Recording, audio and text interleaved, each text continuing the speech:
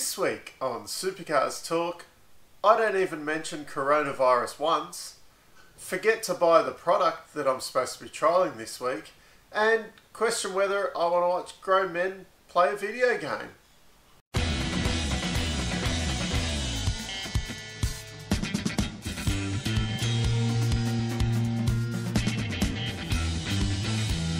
The first thing to get postponed is my trialling of some beef jerky. I was at the supermarket yesterday and I was too busy trying to get toilet paper with everyone else, so I forgot to get myself some beef jerky. Need to actually put it on the list so I remember it. So nothing to trial this week because I can't be bothered trialling another energy drink that I've got set in the fridge. More on that next week, hopefully. So anyway, the actual postponing that's happened this week is Tasmania, Auckland and Perth have all been postponed. So this could mean the next round is Winton on June 5th to 7th, which that just seems like forever away at the moment. It's kind of not that far. We're nearly at the end of March. That is April, start of June. The way everything's been going, who knows whether that's actually going to go ahead. The next round then after that is the one at Townsville, which is going to be a lot harder one to juggle around because they've got to set up the street track essentially, and that takes a lot of work. Will they actually be able to set the street track up in time, depending on, with all this social distancing and stuff, whether they can set it up. And another thing to come from the postponement of the New Zealand round is, will we still be going to Hampton Downs, or will it end up back at Pukekohe? If the round does go ahead this year, they are continually saying that they're going to run 14 rounds or 14 events this year. So we won't be going back to Grand Prix, no matter what anyone says. Grand Prix is done and dusted. At least Monaco's come out and said they've cancelled it for 2020. Melbourne, no matter what you've heard, Melbourne Grand Prix will not happen this year. That one's off the calendar. You can take that one to the bank. It's got Dave's seal of approval, that one. So if we do have 14 events in the Supercars calendar, it will be somewhere else. Most likely Phillip Island or Queensland Raceway. They just make the most sense. The question then is, what happens if they are going to try and do the 14 events? If something like Townsville doesn't happen, and apparently Northern Territory's brought in for the next 6 months, they're going to have a 14-day quarantine period when you go into the Northern Territory. So essentially, if we do go to Northern Territory, it's probably going to have to be towards the end of the year, because there's going to be event after event after event if it does kick off. So we're not going to have the opportunity to send everyone to the NT for 14 days to quarantine themselves before the event. So might be better off just to wait until the 6-month quarantine thing's over and dusted and go on with our normal lives essentially. Apparently we're going to have an eSeries with the proper drivers in it. So there was that Gfinity series thing last year. I think they had, was it 10 or 12 drivers in it. Some of the teams had actual cars in there. I remember seeing some clips from Ryan Walkinshaw showing it on his TV and that, watching it. I think I watched a little bit of a preview thing or whatever, like not a review thing where they showed some clips. I do find it hard to follow something like that because I don't know who's racing, and it seems to be a bit grown men playing video games. Not just like, video games are a lot of fun. I'm actually, with a bit of extra time around the place at the moment, not having motorsport on. I'm a bit spewing I don't have a PlayStation or anything kicking around at the moment. I got rid of mine a couple of years ago because I wasn't using it. And all for video, but as an actual, there isn't that kind of drama of it being kind of real. Like, you know, if someone dives down the inside of someone else in real life, you've got that risk. You know, you could lock up and hit the other guy, damage your car, or, you know, things like that. yes, okay, there is damage in these games, but it's not that same kind of, you know, if you're Dave Reynolds, you don't have to go back and talk to Barry Ryan about why you trashed the car or something like that when you made a mistake. You don't have that kind of fear. It's not so much like I want to see people get hurt or whatever, but there is that bit of, you know, they're doing something that's dangerous and something that I probably can't do myself. I mean, we can all drive a car, but to drive a car like those guys do that's something else. And yet you put it on, well, I mean, these guys aren't playing on, you know, your PlayStation with your little controller kind of thing. They're playing on, you know, they're not full on like those Formula One, you know, simulators, but you know, they're pretty good. Like the steering wheels, I had I'm trying to think of the brand name. Anyway, I had a Logitech. I had a Logitech set up with the PlayStation, and that steering wheel that had a lot of feedback in it. The pedals and that were really good. But it's not that same kind of risk. Like you can jump on a video game and you'll brake as late as what like Scott McLaughlin will. Whereas I'm sure if I went out in a supercar, if he was braking at the 100-meter board, I'd probably be braking at the 200-meter board kind of thing. He'd be, you know, putting the power on at the apex. I'd be putting the power on about 3k after the apex. Just, they're in a different level. Whereas in the video game, you know, you can essentially do what they do, I feel. So it'll be interesting. My opinion might change a bit when you see, you know, guys that you actually know. My suggestion for it, they want to have the 24 normal guys in it, and that's it. Some drivers probably aren't that interested. They don't like the video game kind of side of it as much. Some of the younger guys absolutely love it, and you know, they're playing on the iRacing and that all the time. What I think they should kind of do is, if someone like Dave Reynolds doesn't want to play, don't have Dave on there. But you know, Erebus can put in one of their co-drivers. You can have third cars for co-drivers. You can have Super 2 guys could enter in, you know, essentially put their cars in there. I think they've got like the Nissan and stuff like that in iRacing.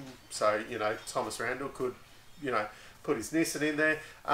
And those guys from the eSeries thing from last year, have them in there as well. Let's have a big field of guys in it. You know, make racing great again. And also on that, Scott Pye's come out and said this would be a really good way to trial some different formats. Brilliant.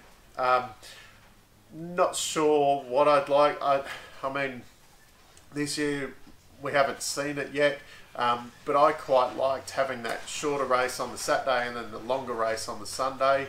I quite enjoy that kind of, you know, 1 pit stop, 2 pit stop kind of race. I'd prefer it to be maybe even like the Saturday was a bit more sprinty or even we have 2 short races, possibly no pit stops, and then the Sunday race is a bit more of a mini enduro, a bit like an, you know, Adelaide kind of thing, and say you're having 3 pit stops in it. I'd like to see that. Maybe they could trial something like that in this eSeries thing, you know, see how it kind of pans out. So if you got any suggestions, put them in the comments below, and maybe we can have a look at them and have a bit of a discussion about them next week, because the topics are drying up a little. And also on the iRacing, I'm not 100% sure, but I think the only Australian tracks that they've got are Bathurst, Phillip Island, and I think it's Oran Park might be the other one. So you haven't got much. Oh yeah, and they were saying Circuit Americas is on there. So interesting that the Melbourne Grand Prix track isn't on there yet. Opens up. Where do you want to see them race? I'm not too sure on all the tracks that are on the iRacing. I'd love to see, like, maybe, you know, a bit of a retro thing when the World Touring Cars were at Monza. And, you know, looking back on some footage there where you had Alan Moffat and people like that racing around Monza.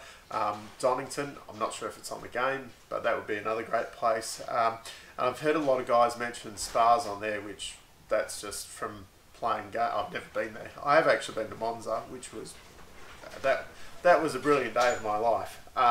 Anyway, I haven't actually been to Spa, but I've played a lot of video games, and that looks like an awesome track.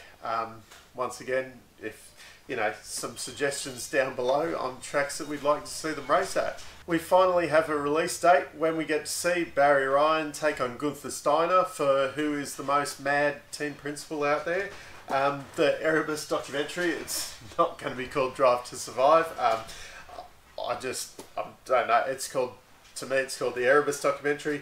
March 30, it's going to be on Foxtel and KO, so if you haven't got either of those, I don't know how I can help you. I have heard you can sign up for a free trial with KO. Not sure if that's still going. Might be worth it. I think it's a 10-part series, so that could be good to fill in the next few weeks while we haven't got any other racing happening. The road race at Indy that Scott McLaughlin was supposed to take part in hasn't been delayed or postponed or cancelled or whatever yet. But the way things are going, will it be going ahead? I think it's supposed to be the first weekend in May, which is very close at the moment. So will Scotty be making his IndyCar debut then? Who knows? And then could he possibly be quarantined when he goes over there? No Supercars racing on at that time by the looks. So from that side of things it'd be okay. But I think America's in more trouble than what we are at the moment. So on the debuts being off, it looks like Shane Van Gisbergen and Tim Slade were supposed to start at Le Mans as well. That's been postponed until the same weekend as the Bend. Whether that goes ahead at this point, we don't know.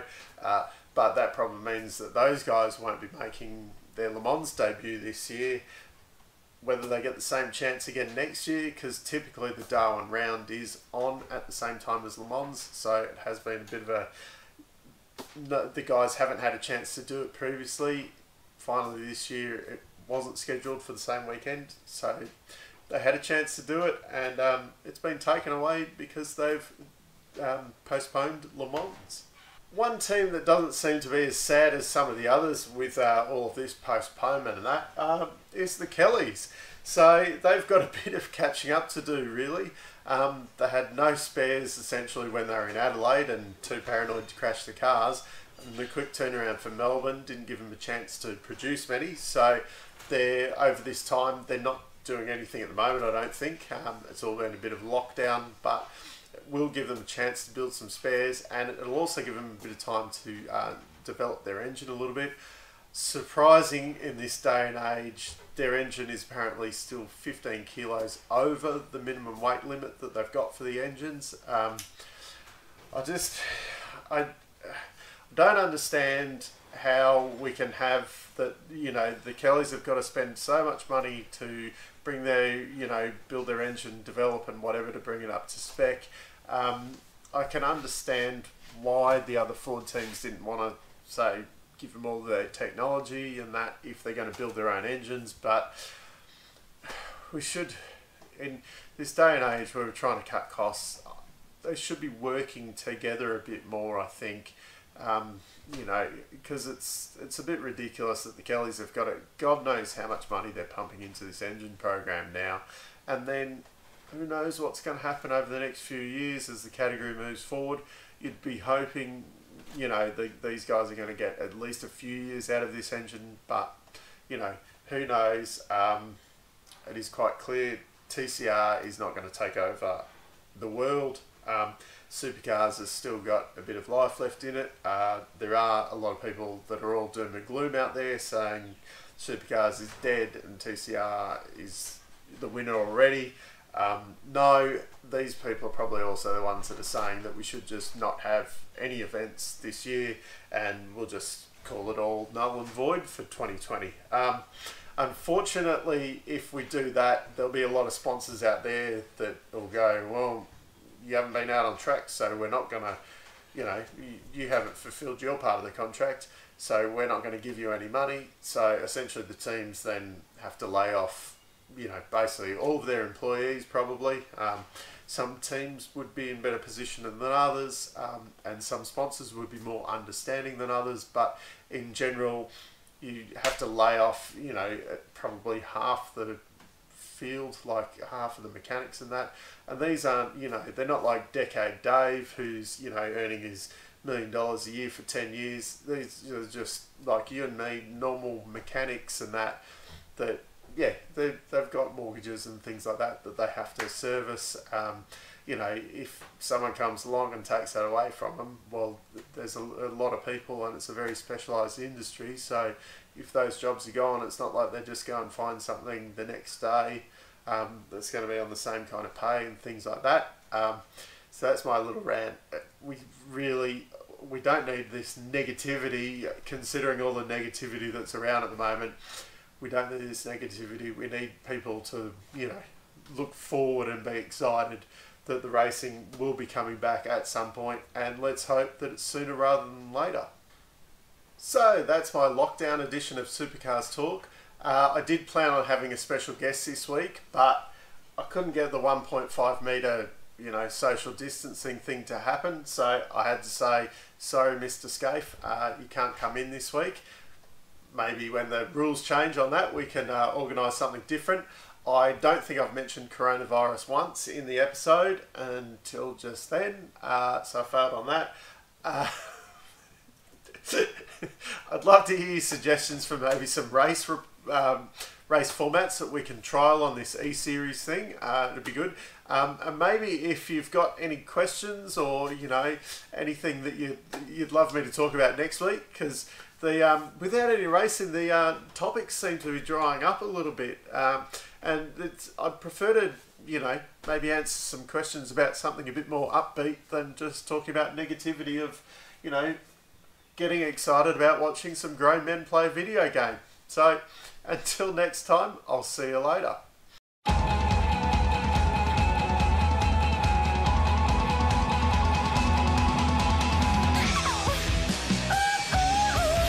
Since I filmed this episode over the weekend, it looks like the whole world's gone into lockdown, so the name I gave this episode is quite appropriate. So let's look forward to some esports, because that could be the only thing we're seeing for quite a while. Until next time, I'll see you later.